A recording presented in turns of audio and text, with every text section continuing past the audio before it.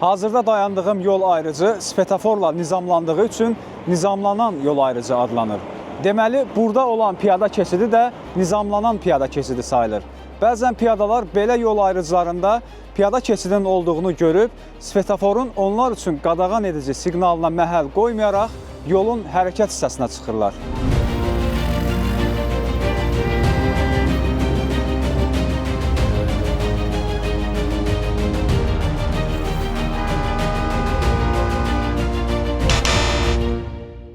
Bu zaman piyada svetoforunun siqnallarına diqqət yetirin.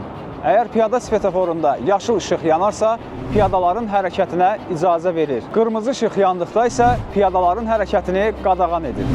Əgər piyada svetoforu yoxdursa, bu zaman keçəcəyiniz yolun hərəkət hissəsindəki nəqliyyat vasitələrinə qırmızı işıq yandıqda, yəni həmin nəqliyyat vasitələri dayandıqdan sonra yolu keçin.